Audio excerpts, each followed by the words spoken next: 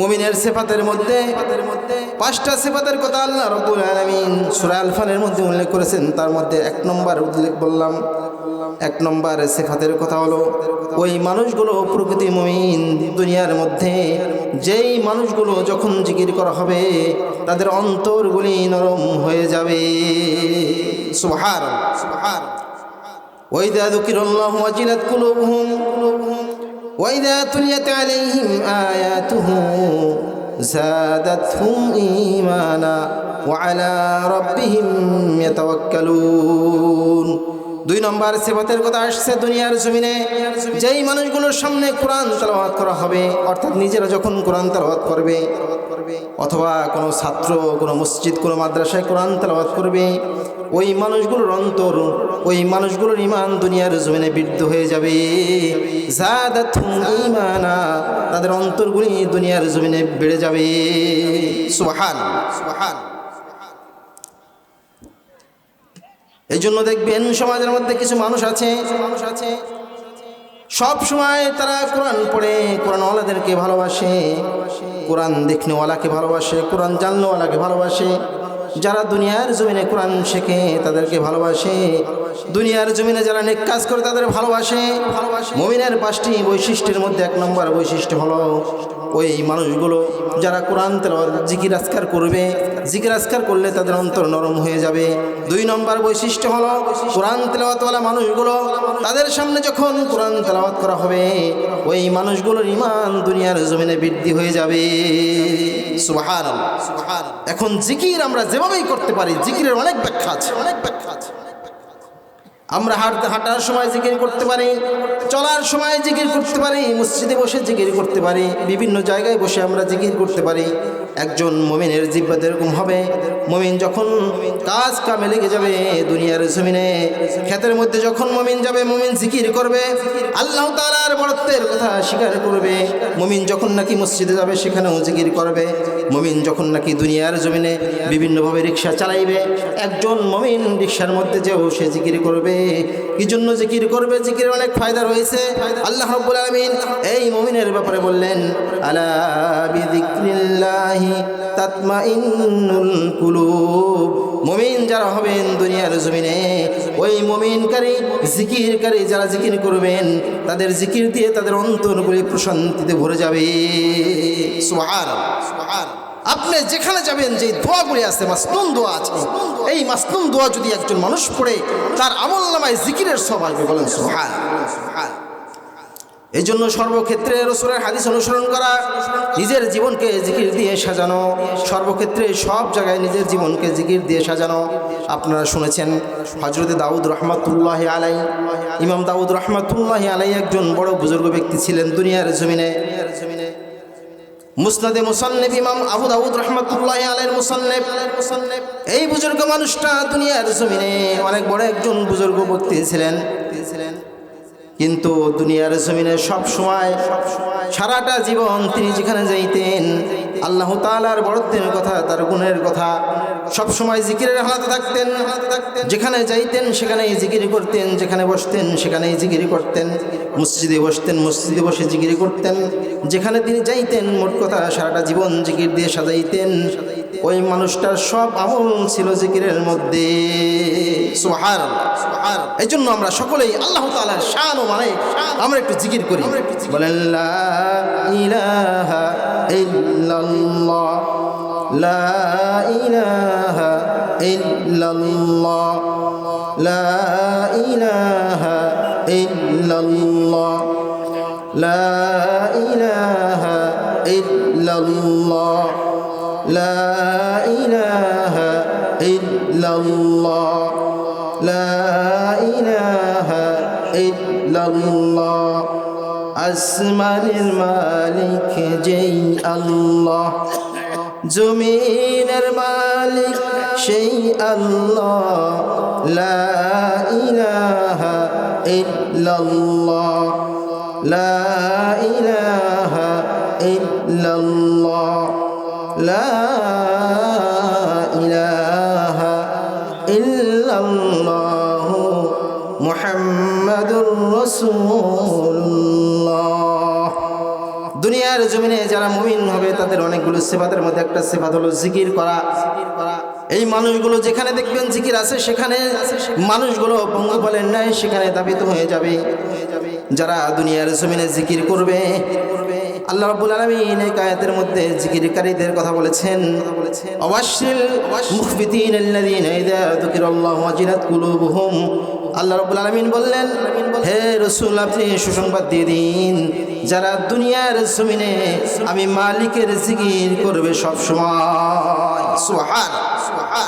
আবু দাউদ রাহমাতুল্লাহি আলাইহি জিকির শুধু লা ইলাহা ইল্লাল্লাহ জিকিরই নয়, মাসনুন দোয়াগুলি যা আছে দুনিয়ার জমিনে মসজিদের ইমামের কাছে জিজ্ঞেস করবেন। ঘুমের সময় দোয়া আছে, সেটাও আপনার জীবনে জিকির। খানা খাওয়ার সময় যেটা আপনি পড়বেন সেটা আপনার জীবনে জিকির। আপনি যেখানে যাবেন, চলতে উঠতে ফিরতে বসতে যেখানে যাবেন, এটা আপনার জীবনে একটা জিকির। দাউদ রাহমাতুল্লাহি আলাইহি একবার ঘুরতে গেলেন নদীর পাড়ে।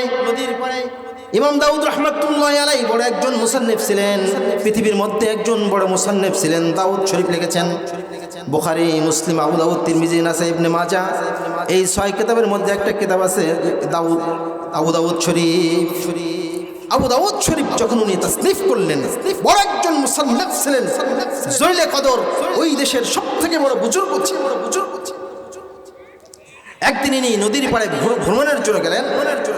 ভ্রমণ করতে গেলে দেখলেন যে নদীর কুল ঘেঁষে একজন লোক একটা দাঁড় টেনে একটা জাহাজ যাচ্ছে।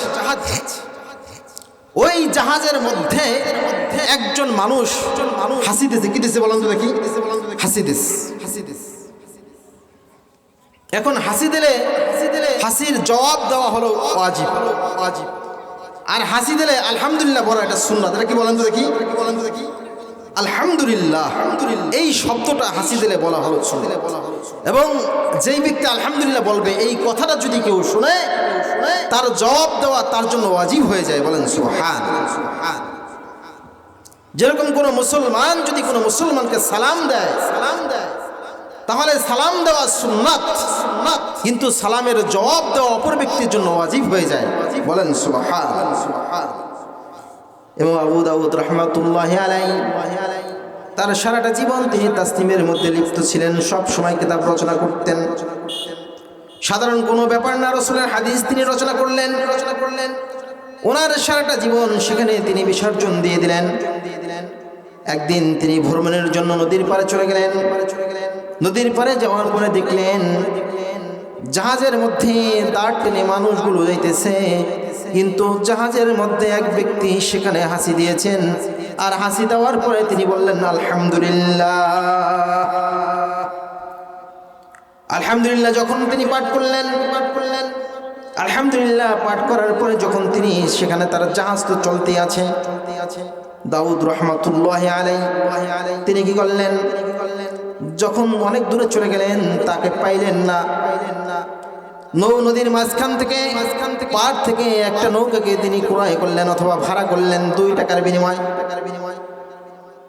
2 টাকার বিনিময়ে নদীর পাড় থেকে একটা নৌকাকে তিনি কি করলেন? ভাড়া করলেন। বললেন, ভাই ওই যে জাহাজ গেল, ওইখানে যাওয়ার পরে আমি তার হাসির জবাব দেবো, আলহামদুলিল্লাহ বলবো, ইয়ারহামুকাল্লাহ বলবো, আবার আমি পাড়ে চলে আসবো, তার বিনিময়ে তোমাকে 2টা দিরহাম দিব। সুবহান। 2টা দিরহাম তোমাকে আমি দিব, তবে আমার কাজ হলো তুমি আমাকে নিয়ে সেখানে যাবে, সে যে হাসি দিছে আলহামদুলিল্লাহ বলছে, আমি তার হাসির জবাব দেবো, এতটুকু কাজ। ইমাম দাউদ রাহমাতুল্লাহি আলাইহি সেখানে গেলেন। সেখান থেকে তার হাসির জবাব দিলেন ইয়ারহামুকাল্লাহ। সকলেই বলেন ইয়ারহামুকাল্লাহ। আলহামদুলিল্লাহ যদি কোনো মানুষ বলে, এটা তার জন্য একটা জিকির হয়ে যাবে তার জীবনে। তার জবাব কোনো ব্যক্তি যদি শুনে, তার জন্য ওয়াজিব হয়ে যাবে তার প্রতি ইয়ারহামুকাল্লাহ বলা। আবু দাউদ রাহমাতুল্লাহি আলাইহি সেখানে 2 টাকার বিনিময়ে কি করলেন? একটা নৌকা ভাড়া করলেন। ভাড়া করার পরে তার জবাব দিয়ে আসলেন।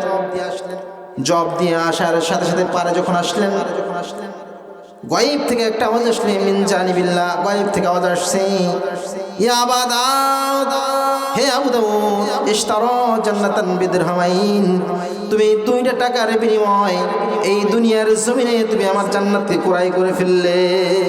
সুবহান। এই জন্য ছোট্ট ছোট্ট কিছু আমল আছে, আমলগুলি যদি দুনিয়ার জীবনে কোনো মানুষ করতে পারে তাহলে জান্নাত তার জন্য অবধারিত হয়ে যাবে। মুমিনের সিফাতের মধ্যে বলেছিলাম জিকির করতে হবে। 2 নম্বর কাজ হলো, একজন মুমিনের সিফাতের কাজ হলো সবসময় তেলাওয়াতের মধ্যে লিপ্ত থাকবে। কোনো ব্যক্তি যদি দুনিয়ার জমিনে কালামে পাকের তেলাওয়াতের মধ্যে লিপ্ত থাকে, আল্লাহ রাব্বুল আলামিন মৃত্যুর পরের জিন্দেগিতে তাকে মাফ করে দিবে। সুবহানাল্লাহ। এই জন্য কোরআন দিয়ে নিজের জীবনকে সাজানো, যারা কোরআন ওয়ালাদের সাথে মুনাসাবাত রাখবে, সম্পর্ক রাখবে, এই মানুষগুলোকে আল্লাহ তাআলা দুনিয়ার জীবনে উত্তম রিজিকের ব্যবস্থা করে দিবেন। বলেন সুবহানাল্লাহ। তার জিন্দেগির গুনাহ খাতাগুলি মাফ করে দিবেন। এমনকি দুনিয়ার জমিন থেকে যখন নাকি বান্দারা চলে যাবেন, যে কোরআন তেলাওয়াত করতে সব সময় এই জন্য মাদ্রাসাওয়ালাদের সাথে মুমারসাত রাখবেন, মসজিদের ইমামদের সাথে রাখবেন, একজন পাঞ্জেগানা মুসল্লিদের সাথে রাখবেন যারা জিকিরওয়ালা হয়ে যায়, যারা কোরআন তেলাওয়াত হয়ে যায় দুনিয়ার জমিনে, তাদের সাথে সম্পর্ক রাখবেন। কোরআন তেলাওয়াতওয়ালা মানুষের সাথে যদি সম্পর্ক রাখেন, আপনার দুনিয়া ও আখিরাত কামিয়াবি হয়ে যাবে। সুবহানাল্লাহ। 2 নম্বর সিফাত হলো মুমিনের, 2 নম্বর সিফাত হলো কোরআন তেলাওয়াত করা। 3 নম্বর সিফাত, একজন মুমিন যারা হবেন দুনিয়ার জমিনে, তার 5টা গুণের মধ্যে 2টা গুণ বললাম, জিকির করতে হবে, জিকিরের হালাতে থাকবে। 2 নম্বর কাজ হবে সব সময় কোরআন তেলাওয়াত করা থাকবে। হাদিসের মধ্যে আসছে, যখন নাকি মানুষগুলোকে কবরস্থ করা হয়, জাহান্নামের ফেরেশতারা তাকে জাহান্নামের জন্য আযাব দেওয়ার জন্য আসে। জাহান্নামের ফেরেশতারা যখন আযাব দেওয়ার জন্য আসে, তার মাথার কাছে, তার পায়ের কাছে জান্নাতের ফেরেশতারা আযাব ফেরানোর জন্য কিছু ফেরেশতারা দাঁড়িয়ে যায়। জাহান্নামের ফেরেশতারা বলতে থাকে, ভাই তুমি কে? আমি তো এই ব্যক্তিকে জাহান্নামের আযাবের জন্য কবরের মধ্যে চলে আসছি। ওই লোকগুলো বলতে থাকে, ফেরেশতারা বলতে থাকে, অথবা আমলগুলিতে বলতে থাকে, আমি হইলাম এই ব্যক্তির আমল, যেই ব্যক্তি আমাকে দুনিয়াতে তেলাওয়াতে লিপ্ত থাকতো। সুবহানাল্লাহ। এই জন্য কোরআন তেলাওয়াত যারা শিখি, যারা জানি, তারা কোরআন তেলাওয়াত করব। কোরআন তেলাওয়াতের অনেক বৈশিষ্ট্য আল্লাহ রাব্বুল আলামিন বর্ণনা করেছেন। বলা হয়েছে কোরআন ওয়ালাদের এত দাম হবে, এত দাম হবে, হাফেজে কোরআনের এত দাম হবে। হাশরের ময়দানে একজন হাফেজের কোরআনের পিতামাতাকে আল্লাহ তাআলা নূরের টুপি পরাইয়া হাশর করবেন। বলেন সুবহানাল্লাহ। 2 নম্বর বৈশিষ্ট্য হলো কোরআন তেলাওয়াত নিয়ে নিজের জীবনকে সাজাইতে হবে। হাদিসের মধ্যে আসছে, আল জান্নাতু তাশতাকু ইলা 5 নাফার তালিল কোরআন ওয়া হাফিজুল লিসান। আমরা তো দুনিয়ার মানুষগুলো জান্নাতে যাওয়ার জন্য ব্যস্ত হয়ে যাই, ব্যাকুল হয়ে যাই, সব সময় আমল খোঁজার চেষ্টা করি, জিকিরের মধ্যে লিপ্ত থাকি। রাসূল হাদিসের মধ্যে বলেন, এমন কিছু মানুষ আছে দুনিয়ার জমিনে, যেই মানুষগুলোকে পাওয়ার জন্য জান্নাতে আগ্রহী হয়ে বসে আছে। আল জান্নাতু তাশতাকু ইলা 5 নাফার, জান্নাত 5 শ্রেণী মানুষের জন্য তারা আগ্রহী হয়ে বসে আছে, যে এই মানুষগুলো কখন মারা যাবে, আমি জান্নাত, আমার জান্নাতের মধ্যে চলে আসবে। বলেন সুবহানাল্লাহ। হাদিসের মধ্যে রাসূল বলেন, 1 নম্বর লোক হবে তালিল কোরআন, যারা দুনিয়াতে কোরআন তেলাওয়াত করবে, কোরআন ওয়ালা হবে, কোরআনের ধারক বাহক হয়ে যাবে। এই মানুষগুলোর ব্যাপারে আল্লাহ রাসূল বলেন, তাদের মৃত্যুর সাথে সাথে এই কবরেই বলবে, তুমি আসছো, তোমার জন্য সুসংবাদ, আমি তোমার জন্য অপেক্ষা করতেছিলাম। বলেন সুবহানাল্লাহ। এজন্য আমাদের জীবনকে কোরআনের রঙে রঙিন করতে হবে, কোরআন দিয়ে নিজের জীবনকে সাজাইতে হবে। আমাদের এই সময়কে, মূল্যবান সময়কে, অযথা 70 বছরের জিন্দিগি, 60 বছরের জিন্দিগিকে আমাদের বিভিন্ন গান বাদ্য না যেয়ে, দোকান আড্ডায় না যেয়ে আমরা কোরআনের একটা অক্ষর শিখি, বিশেষ করে কোরআনের একটা আয়াত শিখি, সূরা ফাতিহা শুদ্ধ করে শিখি। আল্লাহ রাসূল হাদিসের মধ্যে বলেন, কেউ যদি কোরআনের একটা অক্ষর শিখে, মান ক্বারাআল কুরআনা হারফান কিতাবিল্লাহি, যদি কোরআনের একটা অক্ষরও কেউ শিখে, একটা অক্ষরও যদি কেউ শিখে, আল্লাহ তাআলা তাকে 10টা নেকি দান করেন। এক ঘটনার মধ্যে আমি পড়েছি, কোরআনওয়ালা জিন্দেগি বড় দামি হয়ে যায়।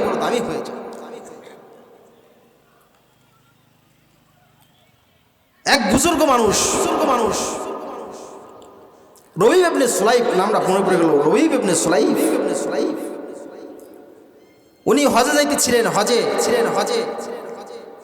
ইতিমধ্যে দেখতে পেলেন যে পথিমধ্যে একটা বৃদ্ধ মহিলা কি কাজ যেন করতেছে। রবি ইবনে সুলাইব তো অনেক টাকা গোছাইছে। যখন তিনি দেখতে পেলেন যে একটা বৃদ্ধ মহিলা রাস্তার ধারে পথের ধারে দাঁড়িয়ে দেখে আসলাম, আপনি কখন কোন সময় বাড়িতে চলে আসলেন? সুবহানাল্লাহ। রবি ইবনে সুলাইব আশ্চর্য হয়ে গেলেন, ভাই তুমি আবার কিভাবে আমাকে দেখলে? আমি তো হজে যাই নাই, আমি তো মধ্যে পথ থেকেই ফিরে আসলাম। বলছে না, তোমার সাথে একই সাথে হজ করলাম, সফা মারওয়া তওয়াফ করলাম, তোমার সাথে আমি কি করলাম? একই সাথে আমি রজম করলাম, নিক্ষেপ করলাম। ভাই তুমি কি কথা বলতেছো? আমি তো তোমার সাথে একই সাথে এই মদিনার মধ্যে কিছু সময় কাটাইছি। রবি ইবনে সুলাইব আশ্চর্য হয়ে গেলেন, বললেন এটা কিভাবে সম্ভব? আমি তো আমার টাকাগুলি একজন গরিবকে দান করে দিয়ে চলে আসলাম। কথা বলেন না। আজীব ব্যাপার হলো, রবি ইবনে সুলাইব যখন নাকি এই খবর তিনি শুনলেন, ওনার মনটা খুশিতে আত্মহারা হয়ে গেল, ভরে গেল। রাত্রিবেলা আল্লাহর কুতুব যখন নাকি সালাতুল ইশা আদায় করলেন, এরপরে তিনি তাহাজ্জুদ নামাজ পড়লেন।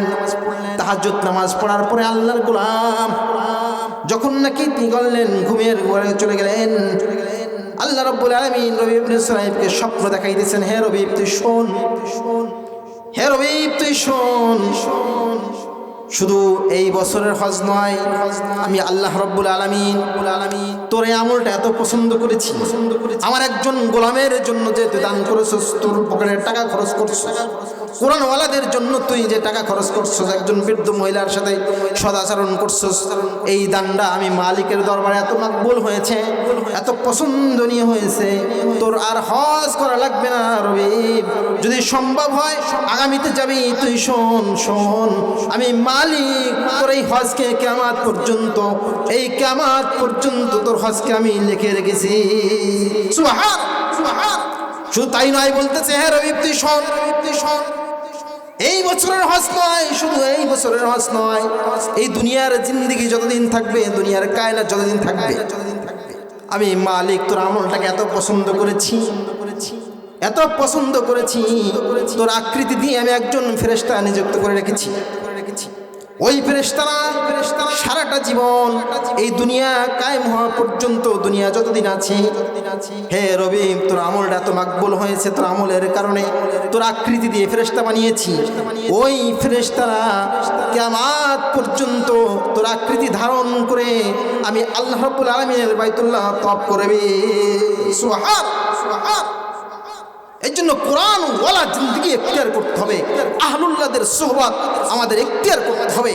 3 নম্বর মুমিনের সিফাতের মধ্যে 3 নম্বর সিফাত হবে ওয়ালা রাব্বিহিম ইয়াতাওয়াক্কালুন। মুমিন যারা হবেন দুনিয়ার জিন্দেগিতে, তাদের সব কাজগুলি আমার মালিককে সুপর্দ করে দিবেন। এজন্য আমরা যারা মুমিন আছি, মুমিনের বৈশিষ্ট্য তো থাকবেই। 1 নম্বর বৈশিষ্ট্য মুমিনের জিকিরের হালতে থাকা। আমরা যারা আছি, আমরা সব সময় কমাস কম নামাজের পরে, 5 ওয়াক্ত নামাজের পরে 3 তাসবিহ আমল করব ইনশাআল্লাহ। রাজি আছি না ভাই? আল্লাহ তাআলা আমাদের সকলকে তৌফিক দান করুন, বলেন আমিন। 3 নম্বর আমলের কথা বললাম, একজন মুমিনের 3 নম্বর বৈশিষ্ট্য হলো 3 নম্বর বৈশিষ্ট্য হলো মুমিনের আল্লাহ রাব্বুল আলামিনের উপরে সব কাজকে ভরসা করবে।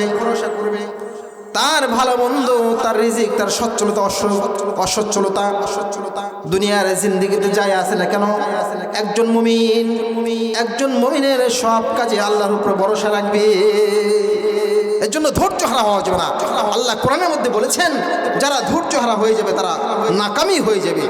আর যারা ধৈর্য ধারণ করে দুনিয়ার জিন্দেগিতে বিপদের সময়, বিশেষ করে নিয়ামতের সময় আল্লাহ তাআলা শুকর আদায় করবে, আল্লাহ তাআলা তো দুনিয়াতে নিয়ামত বাড়িয়েই দিবেন। আর যারা শুকর আদায় না করবে, আল্লাহ তাআলা তাদের নিয়ামত ছিনিয়ে নিয়ে যাবেন। আর বিপদের সময় ধৈর্য ধারণ করবে, এরাই হলো প্রকৃত মুমিন। বলেন সুবহানাল্লাহ। 4 নম্বর সিফাতের মধ্যে আল্লাহ রাব্বুল আলামিন বলেন, আল্লাযীনা ইউকিমুনাস সালাতা ওয়া মিম্মা রাযাকনাহুম ইউনফিকুন। আল্লাহ রাব্বুল আলামিন মুমিনের সিফাতের মধ্যে আরেকটা গুণ বর্ণনা করলেন, যারা দুনিয়ার জমিনে মুমিন হবে তাদের 4 নম্বর গুণ হবে। ওই মুমিনগুলি যারা দুনিয়ার জমিনে মুমিন হবে, এই মুমিনগুলি দুনিয়ার জমিনে নামাজি হয়ে যাবে। সুবহানাল্লাহ। নামাজ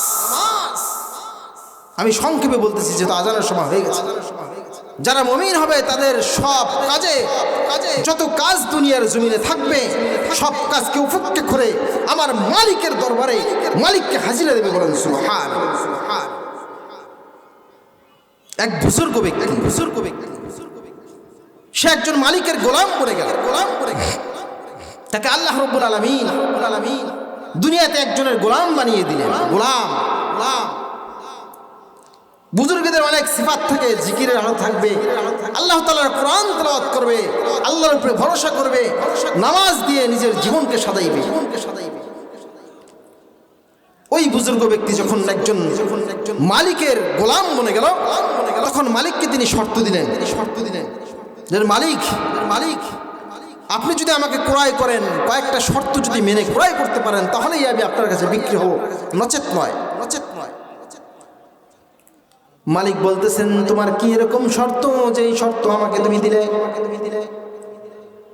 গোলাম বললেন, মালিক 1 নম্বর শর্ত হলো দুনিয়ার জমিনে